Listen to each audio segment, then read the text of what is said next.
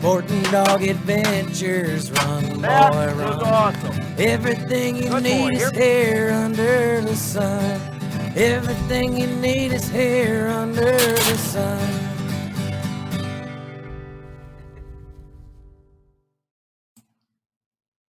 It's Jeff Fuller from the Sporting Dog Adventures podcast, and I need a little help. Please stop what you're doing and give us a 5-star rating. Follow us on the platform you're on. Give us a thumbs up. And above all, share our podcast with your friends and family. Our podcast will grow even more, and we can get more people involved in the sport we love with dogs in the field. The Sporting Dog Adventures podcast is proudly brought to you by Soggy Acres Retrievers. Whether you're looking for a black, yellow, or chocolate Labrador Retriever puppy, please check out our website for more information at www.soggyacres.com.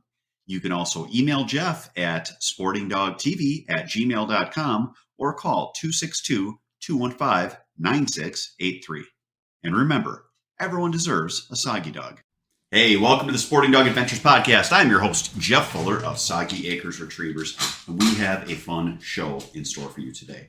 I know we missed last week, so we are going to cover our training in the Gundog Training program during training tips. One thing, we've been really busy. We had a bunch of litters. I've got a bunch of little pups, so it takes a lot of time. Haven't figured out how to get myself structured up here so I can do 2 podcasts a week for Hunting Guy podcast and an episode for Sporting Dog Adventures podcast. I had one set up and someone canceled as a guest. So then it turned into, I'll try to get it rescheduled. Didn't get it rescheduled, got late in the week and decided we would just push it to this week. Now on this week, I want to talk about something that I deal with every year around this time. And it's common. It is the how old should a dog be before they go out hunting? And how it normally comes up is you usually will get calls at this point in spring to summer, and people will say, well, I don't want a dog now because I want one that's at least 6 months old so I can take him out hunting in the fall. And that is a commonality. That is a common thought that people have, that we take them out to train them so they learn. I know for people that follow this show, you realize what I'm going to say, and that is you don't take dogs out hunting until they are trained. Training has less to do with being in the field and far more to do with obedience, control, and introduction to things. The reason that I wanted to talk about this with everyone is that I've gotten 2 calls this year from people that had dogs that they took out to get experience, and it was at the request of someone that had supposedly more experience in dogs. They told them, you'll take your dog out, well, my dog out there, your dog will see what to do. And both of them have gun-shy dogs. It breaks my heart when this happens because it is a misnomer that we train dogs to hunt. Dogs are bred to hunt. If you have a dog that does not have drive and that does not have desire, they are not going to hunt, folks. You have to get a dog with ability. We have this thought process that as long as the dog is a high percentage mixed breed of a certain hunting breed or just a hunting breed itself, that from there it's just taking them out and hunting with them. That may work a couple of times for people, may work on a small percentage, but the people that are doing that are the same ones that name their dogs and use the same name for their dogs when they're out in the marsh. Damn it. Damn it, come here. Damn it, come here. Can't, damn it. They are yelling at their dogs, swearing at their dogs because the dogs aren't listening, and they blame the dogs. The dog didn't learn well. No, you took no time to train. You didn't plan. You have people that will have dogs that have no drive, and they'll blame the dog because they cheaped out on the price. You have people that don't know how to train and refuse to spend the money on training, so they will not put that financial or time commitment in, and then they want to blame the dog. It's not the dog's fault. Look at yourself in the mirror.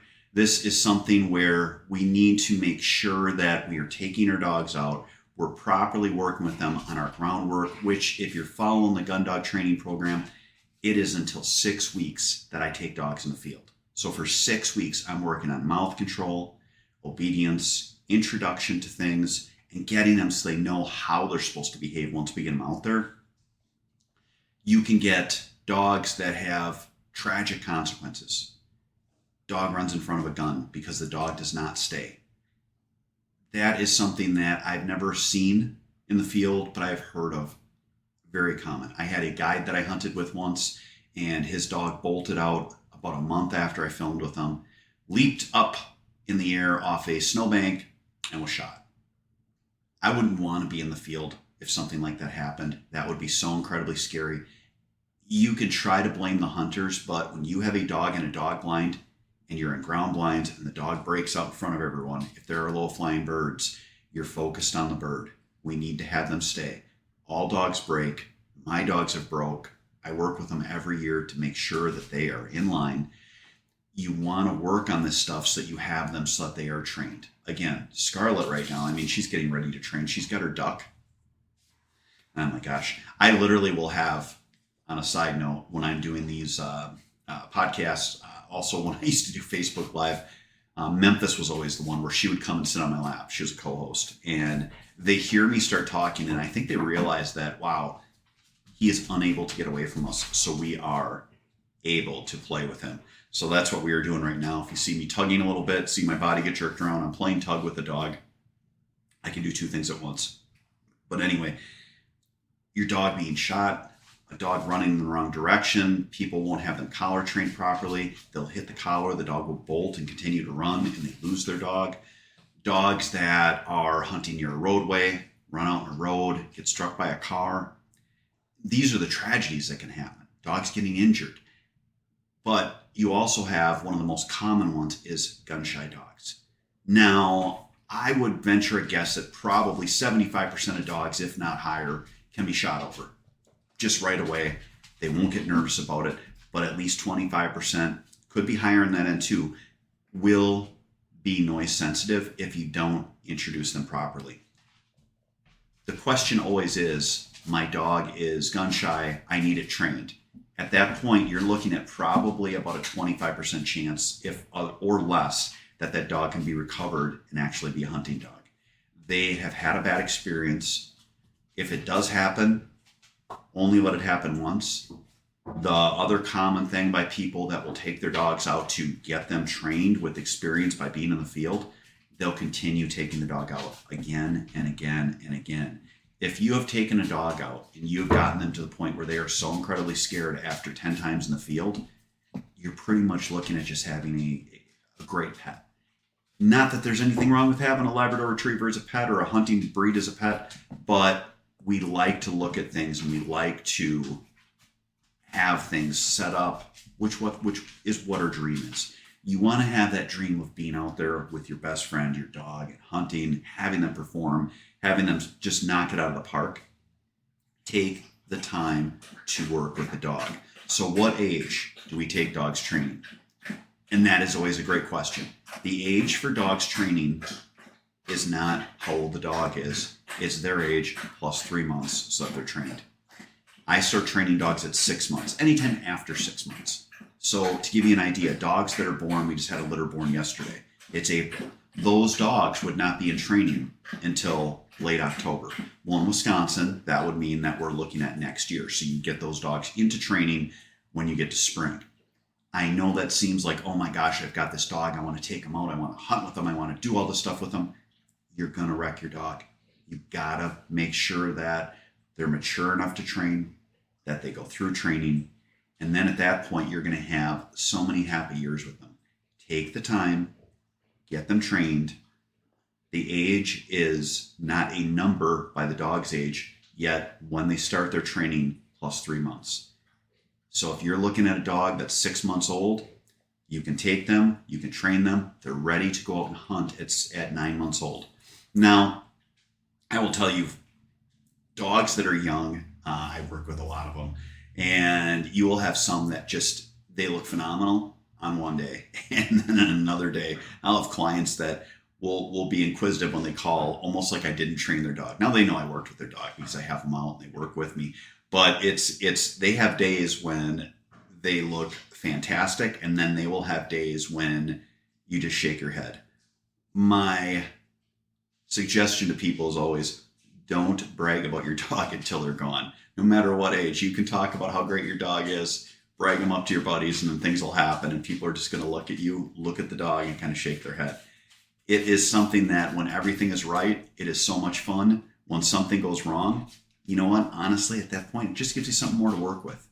When you have issues in the field, work with them when you're not in the hunt. We don't train in the field. That's when we're handling the dog. If you have issues that are coming up and you get to the point where you're like, you know what, this just isn't working, you got to leave the dog at home until you get that fixed. You will know how good of a trainer and how you have gone through improved steps to make sure you are through them by how the dog performs. If the dog starts to struggle, you need to take a step back to where that struggle is in your training and fix it. So I hope that helps. We have 2 great segments coming up after this one. We're going to do our Gundog Training. We're going to call it Finishing School because we didn't do last week, but we're basically into week 9 and 10. And we're going to talk about how we finish our dogs as we're working with them now with experience. Now is fun. My son Clayton, he decided he wanted to train dogs this year. He even told me the other day, he goes, Dad, it is so much fun working with them now because now the elbow grease is, for the most part, is done. We're now taking them out, we're teaching, we're getting them experience, and we're letting them learn. This is where we are going to get them out, give them hunting-related type scenarios so that when they see them, they aren't foreign. And I'll explain that more in the hunting tips. And then in the training tips, in the hunting tips, I really want to talk about the importance of figuring out where your blinds are before season, what we're going to do, and how we're going to make things easier to get into our spots so that we can have more successful hunts. We are going to actually put in some different things that we have so that we can, I guess, sneak into our blinds and not take our Argo in. If you take a boat, maybe not take a boat all the way in so you can sneak in that last 50 to 100 yards where you might bump birds out, but at least it's not a big machine that's going to sit there and putter and sputter while you're waiting to set your stuff up. So we're going to have all that and more coming up after this.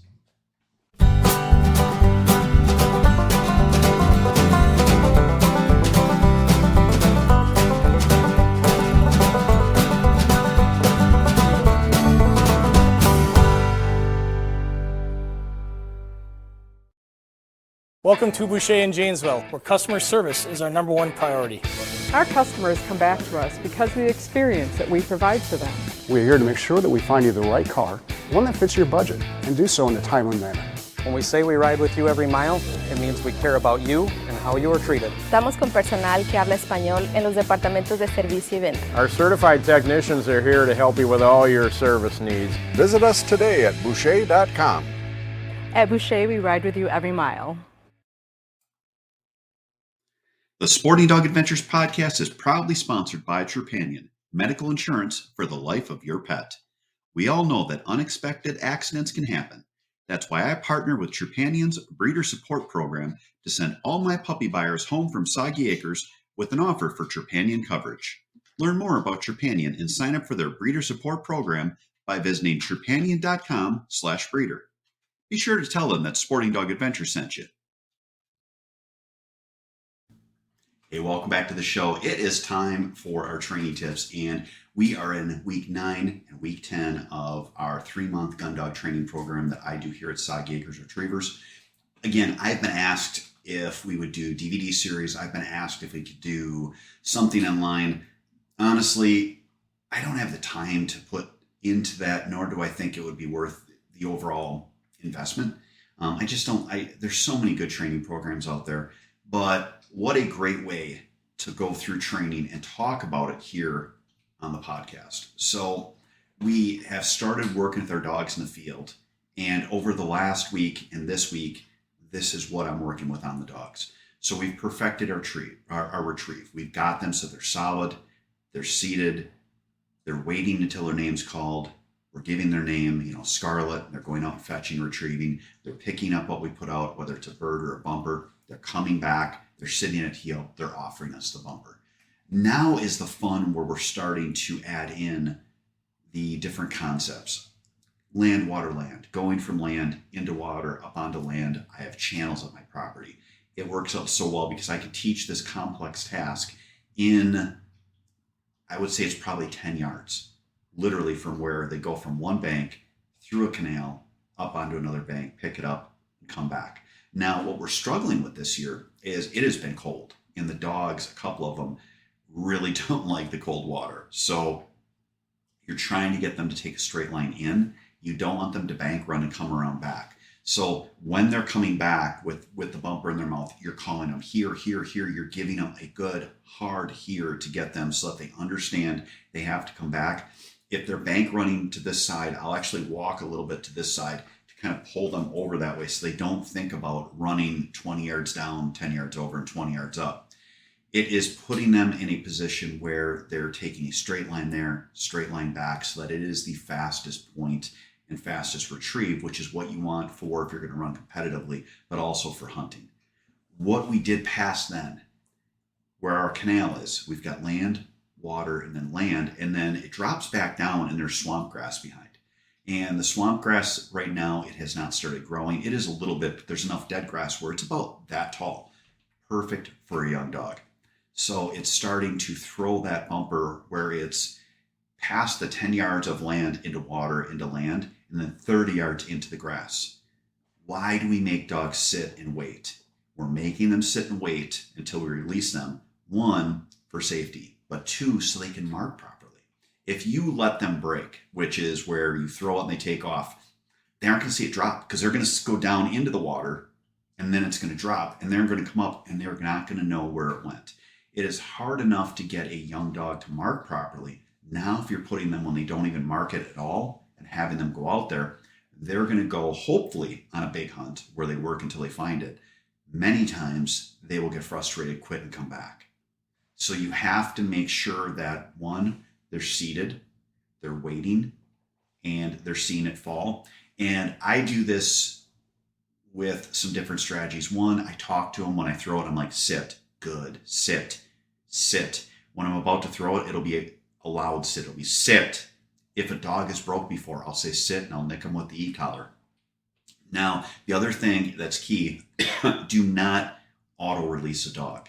You will see people that are always releasing on the same, basically the same format. They basically throw something, count to 3 and release the dog. Now, they're not counting to 3, but it takes them that long until their hand goes down to give the dog a line, and then they release them.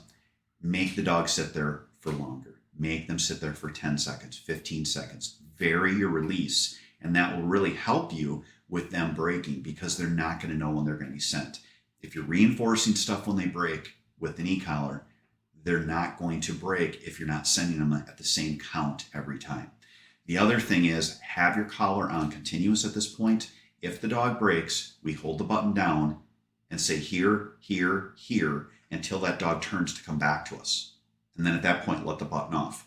Now, what you'll see with dogs is they will actually then decide, oh, hell with it, I'm going to get it. And they'll turn back to go back. And again, same thing. Hold the button here, here, here. Make them come back to you. Make them sit. Then release them. You will have times when the dog is under duress and the dog will not want to go then. Just go out and pick it up. Throw it again. If the dog may miss their mark because they get so spastic with being corrected and wanting to go and excited that you might have to go pick it up, bring it back, throw it again. If you do this multiple times, the dog will understand they cannot break. The other thing that you want to do is start to incorporate for gun dogs, yeah, honestly for any dog, because even if people are running competitively, work in a dog blind. We started with the dog blind the last week, and this week we are now running out of the dog blind so that the dogs understand that they have to go on name and then come back, sit, give us the bumper, and then go in the dog blind. Now, this works out good. I've got one specific dog that he loves to break. He loves to be in charge. He also does not care for pressure. So when I'm going to throw a bumper or when someone is throwing a bumper for me out in the field, he's looking up at me. Now, he's a sharp dog. He can pick up and retrieve properly because he's watching out of the corner of his eye, but we don't want that. So how do you fix that? You've got a dog that's stressed, They're looking up at you. What do? The dog blind. Hold the flap. Make sure the flaps are open so they can see out. Work with them on it. Make sure they're stationary. But then when you are going to throw a bumper and you tell the dog, mark, good dog, mark, and they know that the bumper is coming, that they get to retrieve, step back so they can't see you. They'll stop looking. They're now looking out because they're waiting to watch the bumper. They can't see you to look up. Now, if you stand next to out in front of the dog blind, you'll look. They likely are going to look up at you. Take a step back, let them focus, and work with them more out of a dog blind. As dogs get success, as dogs do well, you will see less of this issue. Now, my co-host is here, Memphis. Now, Memphis likes to run out of dog blinds. She actually is very cute. She is very small in them, and she runs well out of them. Memphis thinks dog blinds are all made for dogs like her because they are quite small. I will tell you that you want to make sure dogs are in a dog blind before hunting. You want to make sure a dog fits. There's some dog blinds are bigger than others. The one thing I like is I like the dog blind that is only open to one end. I don't like it when they can run through like a tunnel. It just seems like it sets you up for more issues in the field, more issues in training. I like to have that one that has that solid back on it. The other thing, if you can find it, there are very few options, but there used to be one at Cabela's that was a dog crate blind that zips shut in the front. I like that because quite honestly, all dogs can break at some point and it's a safety issue. So I will zip my dogs in, and then when it's time, I'll unzip it and let them out. Now, this isn't applicable on all hunts. We have certain blinds that you're sitting up quite high, and we've got our elevated blind that the dog is in separately. But overall, it is something that you can put the dogs in a position where they're safe. They can see because this one has mesh, and they're going to be sitting there until released. Even if you train on this, and you will hear people that'll say, oh, my dog never breaks. I can give you an example. My dog Ace, he's qualified all age. He had his master title. I got him back. Took him out hunting. It was a teal hunt. He's sitting there. I'm talking to him like I should. I'm handling him. But we had 5 birds out in the water. One of them was still moving, still flapping a wing. And it got to the point we had more birds working where Ace just couldn't handle it. He had to go, and he broke. And he broke 3 times that hunt. We fixed it. He wasn't happy with me. We fixed it. But it is something where no matter what your title is in your dog, no matter how much you have trained them, they get excited just like we do. They love hunting just like we do. So put them in a position where they're safe. Work with them every year, several times a year, on just being steady, and then go from there. I mean, Memphis will tell you, she fits good in a dog blind, but she'll break too, won't you, Memphis? The other thing is, remember that you're working with birds. Do upland training as well. When you do upland training, that is having 2 people where you're walking next to each other. Put the birds on the outside of you. Call the dog back and forth. I use chuckers, I use pheasants, and I use ducks. It is great for the dogs. They get experience. They can be successful. And you're working on multiple things. People will say, well, I don't upland hunt. I don't need to work on that. There are more times when you're out in the field, whether it's on a field hunt where there's grass or in cattails or just in a swamp where the dog needs to go on a hunt and knows how to go back and forth and quarter, pick up birds and bring them back. It is all applicable. It is something that's easy to work on. It's easy to get a lot of bird work in too. So you're getting a lot of bird experience for the dogs, picking up different birds all at once while you're working on 2 tasks at the same time. So that's what we're working on in finishing school. The other thing is use your whistles. I don't know if we've talked about this, but use the command here and then beep, beep, beep, multiple, 3 times. Here, beep, beep, beep. The dog will come to you within a couple of days. It's just beep, beep, beep.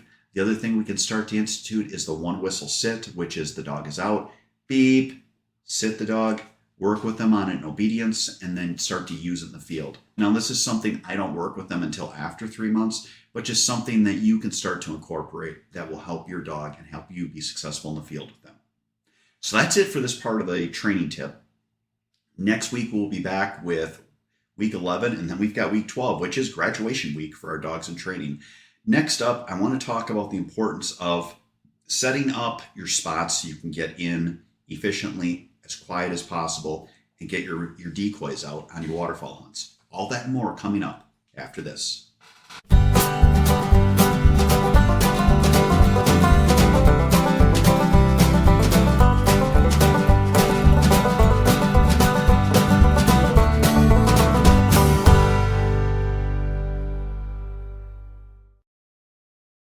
Dog kennels can be beautiful. That's the basis on which we built DCT Kennels. We give you the opportunity to have a beautiful kennel that blends seamlessly with your home decor while providing a safe and comfortable respite for your dog. Visit dctkennels.com to see all of our custom selections and start building your dream custom doggy credenza.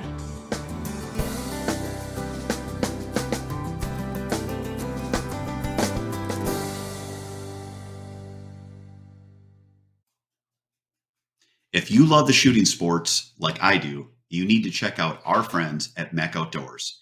They have fantastic products, whether you're looking at shot shell or metallic reloading, or you want to get yourself a clay thrower so you can practice up for the season. For more information, check out their website at mechoutdoors.com. Hey, welcome back to the show. Memphis is still here co-hosting with me, and I wanted to talk about what we're going to do up at our property. So we've got one of our properties where both properties are quite marshy. We've got one property where to get to some of our duck blinds, we have to go through an area. The Argo is there. You're roaring away. I get it. We have boats. We have Argos. But we're going to actually put a crossing in so that we can walk across. We're still going to bump birds out of that area, but we're going to be able to walk across so that we don't have those big lights going, so we don't have the motor going. And it's my estimation that will help us where the birds will come back in. And the other thing that we're going to do this year is mark some of the trails we used last year when it was very dry. We found some good trails to get into spots that weren't marshy so we could get in quickly. We'll put those trails in once we're later in the season so that they're walking trails, but we're going to mark where they're at on our maps this year so that, mapping software on our phones, that is, so that we understand, okay, this is the spot to get in, so that we don't have to, again, make a lot of noise. It doesn't take us a long time. We can get in, drive in, kill the motor, kill the lights, throw the decoys out, and sit down and let everything get back to normal. There are so many ways that we can be efficient and that we can help ourselves as hunters. So that's what we're going to do this year, is figure out that approach so that we can get in quietly, so that we can get to our blinds that are going to be set up before season, and so that we can really have success once we get to hunting time out in the field. So I hope that helps on this week's hunting tip.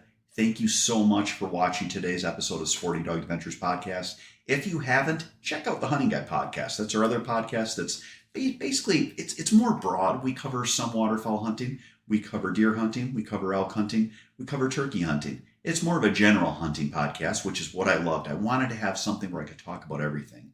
And if you can, give us a thumbs up, 5-star rating, share us with your friends. We are the fastest growing dog-related podcast out there in the entire United States, which maybe we're not, but I feel we are because I see the growth. I want to bring my love for dogs, my love for waterfowl hunting, upland hunting with dogs in the outdoors to more people. Also, when you look at season coming up, find more people that have not waterfowl and upland hunted and take them out and get them some experience in the field. Grow our sport. We far too often are worried about leases and Instagram photos of our catch. We got to grow our sport. We got to get more people involved. I hope that helps. Hope you guys have a great week. Thank you so much for tuning in, and God bless. Sporting